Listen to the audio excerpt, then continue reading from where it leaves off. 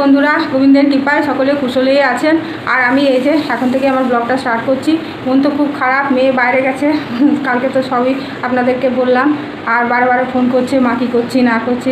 এই যে আমি এখন স্নান পুজো করে এখন এই যে বেরোচ্ছি। আর মা ওইদিকে রান্না বসিয়েছে, দেখি মা কী করেছে, কতটা করেছে দেখি।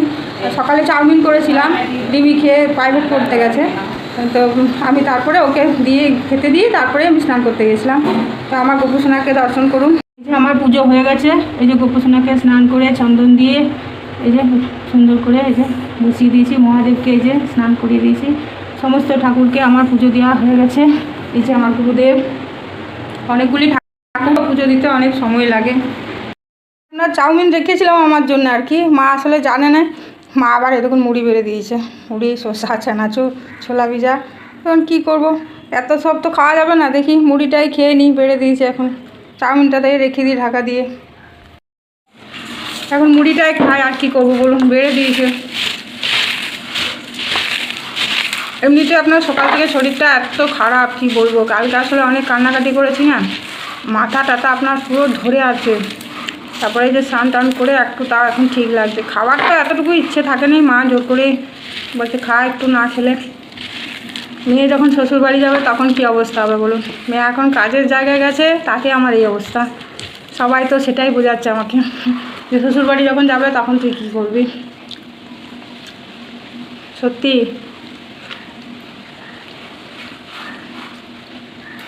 এত কষ্ট হচ্ছে আপনাদের বলে বোঝাতে পারবো না। কোনোদিন তো ছেড়ে থাকিনি আসলে। সেই 1 বছর বয়স থেকে আমি এখানে মানে খড়গপুরে নিয়ে এসেছি। ওর জন্মও খড়গপুরে, তারপরে চলে গেছিলাম বাড়ি, দেশের বাড়ি আপনার। তারপর যখন ওর 1 বছর বয়স তখন আমি খড়গপুরে এসেছি আর কি। তাও তখন থেকে ধরুন আমার কাছেই আছে, কোথাও যায়নি। খড়গপুর থেকেই পড়াশোনা করলো। এখন এই গেল, এই প্রথমবার মানে বাইরে গেল, তাও এতটা দূর। সকালে ঘুম থেকে উঠেই না ওটাই ভাবছি যে মেয়েটা আমার কত দূরে গেছে। আসবে অক্টোবরের 5 তারিখে আসবে, আসার রিজার্ভেশন করেই গেছে।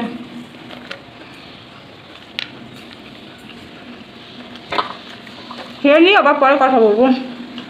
জোরে মেঘ এসছে দেখুন, বৃষ্টি পড়ছে। আর কাজের মেয়েটা ছাদে সব তুলে এই ঘরের মধ্যে মেলে দিলাম। কিছু ঘরের মধ্যে মেলেছিল, আর যেগুলো ভারী ভারী সেগুলো সব আপনার ছাদে মেলেছিল। ভাবছে রোদটা দিচ্ছে একটু শুকিয়ে যাক, আর বৃষ্টি চলে এসছে আপনার, ওই জন্য তুলে আর এই যে ঘরের মধ্যে সব মেলে দিলাম। আপনার এই যে ঝিঙে এলো পোস্ত করেছে, বেগুন ভাজা, কুঁদরি ভাজা, আর ছোটো মেয়ের এই যে আলু ভাজা। ছোটো মেয়ের আলু ভাজাটা আমি চাউমিন করছিলাম তখনই আর কি ফুটিয়ে রেখে দিয়েছি, অনেক বেশি করে মাকে কাটতে বলেছিলাম আলু। এই যে পেঁপে দিয়ে ডাল করছি, আর এই ডালের মানে কলার মধ্যে দেখুন অড়হর আর মুসুর মেশানোই আছে। আর ভাতটা ওই যে বসিয়ে দিলাম। এদিকে যে 2টো ডিম সেদ্ধ করতে দিয়েছি ছোটো মেয়ের জন্য।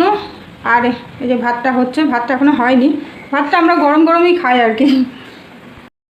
এই যে সব হয়ে গেছে, এগুলো তো হয়ে গেছিলো আগেই দেখিয়েছি আপনাদের। এই যে ডালটা করলাম, এই টক দইটাও বের করে রেখেছি, মা আর আমি একটু করে নেব ভাতের সাথে।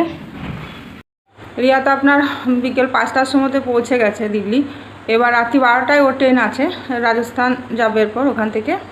তো সারাদিন তো মন খুব খারাপ, আর শরীরও তার সাথে খারাপ। মানে কি বলবো আপনাদের, মাথা এত যন্ত্রণা করছে যে আর মানে বাম লাগাচ্ছি, মাথা মানে ছোটোটা টিপে দিচ্ছে মাথা আর কোনো মতে ছাড়ছে না, এত মাথার যন্ত্রণা। হ্যাঁ, তারপরে এই যে মাকে এখন আদা দিয়ে একটু চা করালাম, এই চাটা খেয়েই ব্লগটা মানে শেষ করছি।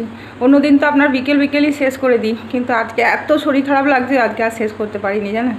রান্নাও সেই কোনো রকম মায়ে যা করেছে, আর আমি মানে ওই ছোটোটার জন্য একটু ওই ডিম সেদ্ধ করেছিলাম আর ডালটা করেছিলাম, বাকি সব মাই করেছিল। রান্নাও করতে ইচ্ছে করছে না।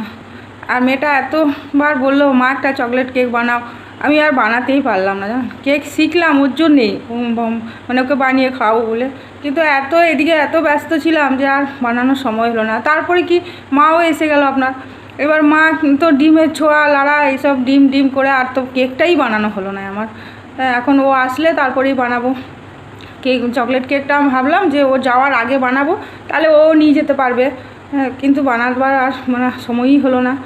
এখন ধরুন চিকেন খেতে এত ভালোবাসে, মাছ তো এমনিতে খায় না, ডিমও পছন্দ করে না, তো চিকেনটা এত ভালোবাসে। এখন আমার চিকেন করতে ইচ্ছে করবে বলুন, কিন্তু করতে হবে, তাও ছোটোটার জন্য করতে হবে। তারপরে আপনার মাছের মধ্যে খালি ইলিশ মাছটা আর চিংড়িটাই ভালোবাসতো। তা ইলিশ চিংড়ি তো না, তো আমার ছোটো মেয়ে অত পছন্দ করে না, ওর তো রুই কাতলাই ও পছন্দ করে, কিন্তু চিকেনটা করতে হবে ওর জন্য। তার কি করব বলুন, এবার ও যে জিনিসগুলো পছন্দ করতো খেতে, সেই জিনিসগুলো আমার আবার বানাতে এখন বেশি কষ্ট হবে, যে মেয়েটা আমার খেতে পাচ্ছে না। যদিও ওখানে ও খাবে, তাও ধরুন মায়ের মন তো, ওর জন্য তো খারাপ লাগবে, ও খাবে না। হ্যাঁ, তো কী আর করব বলুন, কিছু তো করার নেই। তো ব্লগটা আমি এখানেই শেষ করছি। হ্যাঁ, আপনারা ভালো থাকবেন, সুস্থ থাকবেন, আর সাবধানে থাকবেন, পারলে একটা লাইক করে দেবেন। হরে কৃষ্ণ।